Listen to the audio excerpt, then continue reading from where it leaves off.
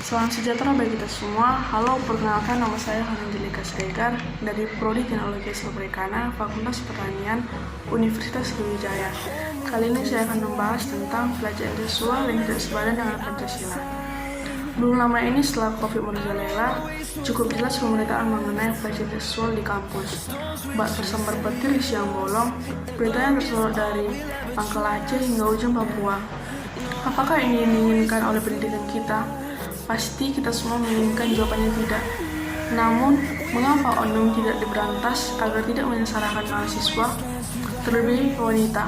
Bukankah ini melanggar nilai-nilai dalam Pancasila? Berdasarkan hukum, pelecehan seksual terhadap perempuan merupakan istilah umum yang menggambarkan tindak kriminal dan sipil di mana orang dewasa terlibat dalam aktivitas seksual dengan seorang perempuan untuk tujuan kepuasan seksual. Pelecehan seksual terhadap perempuan adalah suatu bentuk penyiksaan terhadap mahasiswi di mana seorang dosen atau orang dewasa yang lebih tua menggunakan mahasiswinya untuk berangsangan seksual. Bentuk pelecehan seksual perempuan termasuk meminta atau menekan seseorang untuk melakukan aktivitas seksual atau terlepas dari hasilnya. Memberikan paparan tidak senonoh dari alat kelamin untuk seseorang, melakukan hubungan seksual terhadap perempuan, kontak fisik dengan alat kelamin atau kecuali dalam konteks non-seksual seperti pemeriksaan medis, melihat alat kelamin tanpa kontak fisik, dan efek kekerasan seksual antara lain depresi, gangguan stres pasca trauma, kegelisahan, kecenderungan untuk menjadi korban lebih lanjut pada masa kedewasaan, dan cedera fisik untuk seorang perempuan di antara masalah lainnya. Kasus pelecehan seksual terhadap perempuan dapat mengakibatkan kerugian bagi jangka pendek dan jangka panjang, termasuk psikopatologi di kemudian hari. Dampak psikologis, emosional, fisik, dan sosial meliputi depresi, gangguan stres pasca trauma, kegelisahan, gangguan makan, rasa rendah diri yang buruk, gangguan identitas pribadi dan kegelisahan. Gangguan psikologis yang umum seperti somatisasi, sakit saraf, sakit kronis, perubahan perilaku seksual, masalah sekolah atau belajar, dan masalah perilaku termasuk penyalahgunaan obat terlarang. Perilaku menyakiti diri sendiri, kekejaman terhadap hewan, kriminalitas dan bunuh diri.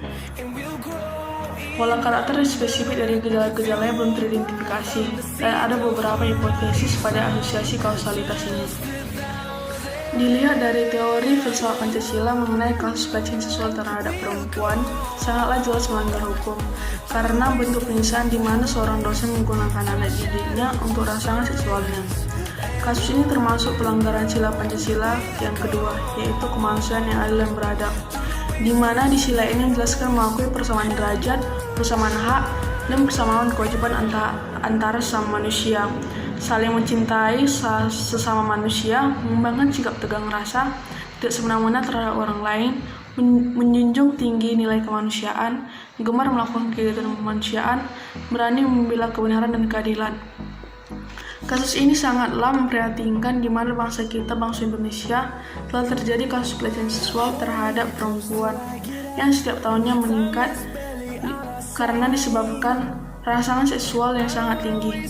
Kasus ini dapat menyebabkan dampak besar bagi kemajuan bangsa kita karena perempuan yang seharusnya dididik menjadi perempuan yang baik menjadi tidak baik karena ulah seorang yang tidak mempunyai otak yang hanya mementingkan keinginan atau hasratnya sendiri.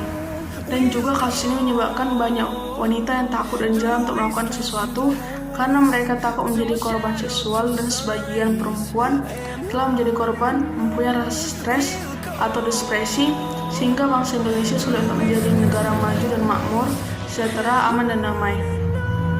Kasus ini dapat diartikan bahwa masih banyak manusia tidak sadar perbuatannya itu. Kemudian berdampak besar buat kemajuan bangsa kita dan kurang akan kesadaran sebagai bangsa kemanusiaan yang adil dan beradab, tidak semena-mena terhadap orang lain, dan persatuan Indonesia, yaitu menjaga persatuan dan kesatuan negara, kesatuan Republik Indonesia, memajukan pergaulan demi persatuan dan kesatuan bangsa yang berbineka tunggal ika. Kami sebagai mahasiswa ingin berdunia dengan prestasi yang luar biasa. Kami punya cita-cita agar orang tua kami bangga. Kami ingin belajar tanpa diteror, ketakutan, dan susila. Seperti peribahasa Fajar menyingsing, elang menyongsong. Artinya, kami ingin menyambut hari dengan semangat dalam berusaha berbudi pekerti luhur, berusaha beretika, berusaha menghargai sesama, serta berusaha menghormati orang yang lebih tua. Dalam Pancasila diajarkan nilai-nilai menghormati dan menghargai hak orang lain, serta tidak bersikap sewenang-wenang terhadap sesama. Apakah nilai tersebut hanya redaksi yang menghiasi pedoman berPancasila atau hanya retorika?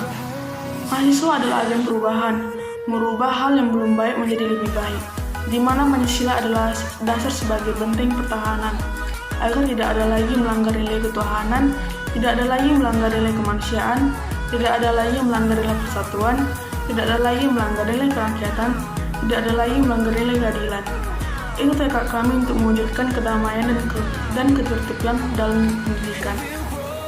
Undang-Undang Dasar telah menjamin warga negaranya, menjamin kebebasan berpendapat, menjamin hak asasi manusia. Ajari kami, bimbing kami, agar kami dapat meneladani hal yang lebih baik lagi. Sekian pembahasan saya tentang pelecehan seksual tidak sepadan dengan Pancasila. Saya ucapkan terima kasih.